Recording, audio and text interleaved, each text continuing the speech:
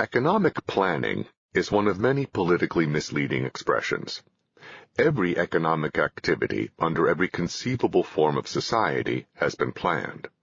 What differs are the decision-making units that do the planning, which range from children saving their allowances to buy toys, to multinational corporations exploring for oil, to the Central Planning Commission of a communist state. What is politically defined as economic planning is the forcible superseding of other people's plans by government officials. The merits and demerits of this mode of economic decision-making can be discussed in general or in particular, but the issue is not between literal planning on the one hand versus letting things happen randomly on the other. This obvious point needs to be emphasized and insisted upon, not only because of the general tendentiousness of the word planning, but also because of specific laments about how accident, chance, or uncoordinated institutions lead to helplessness as the economy drifts. We have already examined particular examples of the government's superseding of other people's plans, as in various forms of price control, control of particular markets, or direct or indirect transfers of resources.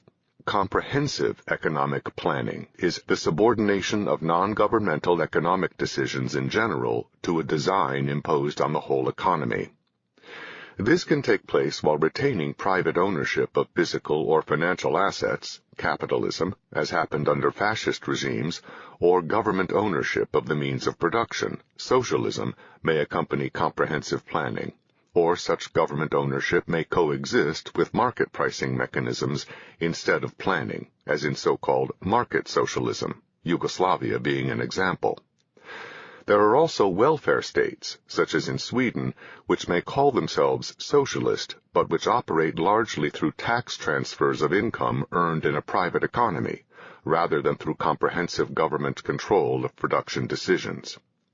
The focus of the analysis here will be comprehensive economic planning in general, rather than its particular political or ideological accompaniments. That is, the analysis will be in terms of institutional characteristics, rather than hoped-for results. Comprehensive economic planning faces problems of knowledge, articulation, and motivation. In an economy directed by national governmental authorities, central planners, the directives that are issued must articulate the characteristics of the products to be produced. For example, when Soviet nail factories had their output measured by weight, they tended to make big, heavy nails, even if many of these big nails sat unsold on the shelves while the country was crying for small nails. When output is measured in value terms, the individual firm tends to produce fewer and more expensive units, whether clothing or steel, and regardless of the user's preferences. Where the articulated measurements are in units of gross output, the firm tends to buy unnecessarily large amounts of parts from other firms, receiving credit in its final product statistics for things produced by others. Where the articulated measurements are in units of net output, then the firm tends to make as much as possible itself, even where the cost of parts produced by specialized subcontractors is lower. All of these are perfectly rational decisions from the standpoint of the individual Soviet firm, maximizing its own well-being, however perverse the results may be from the standpoint of the Soviet economy. Even terror under Stalin did not make the individual producer adopt the economy-wide viewpoint. On the contrary, where imprisonment or death were among the penalties for failure to fulfill the task assigned by the central planners in Moscow, the individual firm manager was even more prone to fulfill the letter of the law without regard to larger economic considerations. In one tragicomic episode, badly needed mining equipment was produced but not delivered to the mines because the equipment was supposed to be painted with red, oil-resistant paint, and the equipment manufacturer had on hand only oil-resistant green paint and non-oil-resistant red paint. The unpainted equipment continued to pile up in the factory despite the desperate need in the mines because, in the producer's words, "I don't want to get 8 years." To the actual users, the color of the paint made no difference, but that incidental characteristic carried as much weight as articulation as the most important technical specification. These are not peculiarities of Russians or of the Soviet economic or political system. They reflect inherent limitations of articulation. The American political demand for more high school graduates, in the academic paradigm a solution to the dropout problem, led to more of that product being produced by whatever lowering of standards was necessary. It is easy to articulate what is meant by a high school graduate, someone who receives a certain embossed piece of paper from an authorized agency, but it is much harder to articulate in operational terms what education that is supposed to represent. In price-coordinated decision-making, the user can monitor results with little or no articulation by either himself or the producers.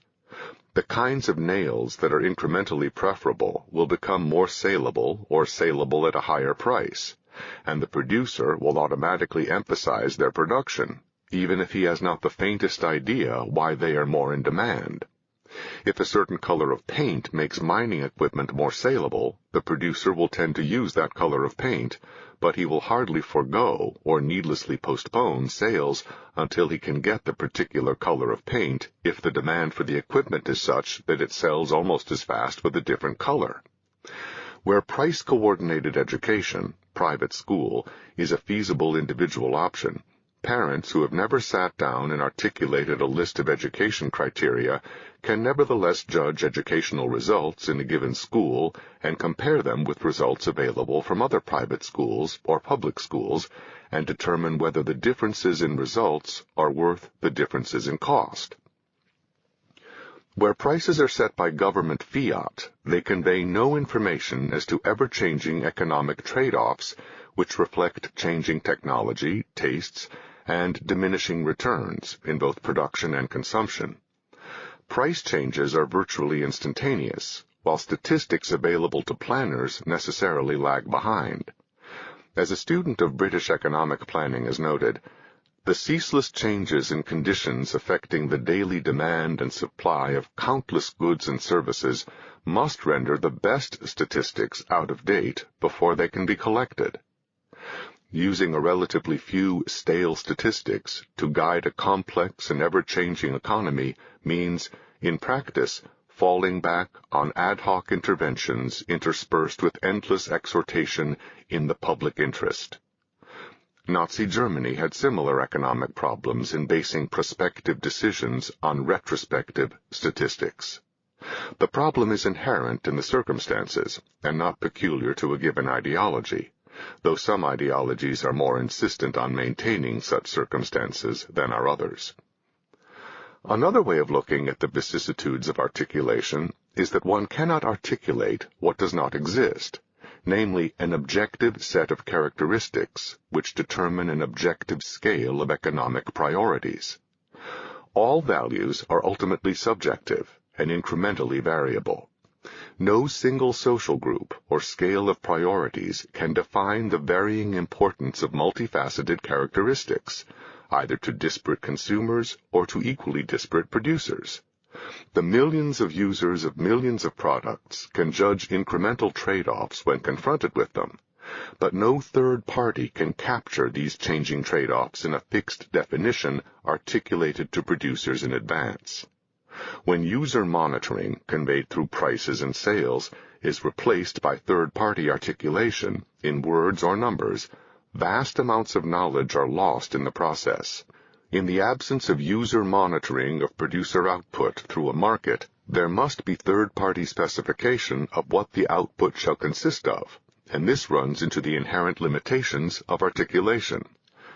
However many limitations and distortions articulation may have as a means of communicating economic knowledge, its political appeal is as widespread as the belief that order requires design, that the alternative to chaos is explicit intention, and that there are not merely incremental trade-offs, but objectively specifiable, quantifiable, and categorical needs.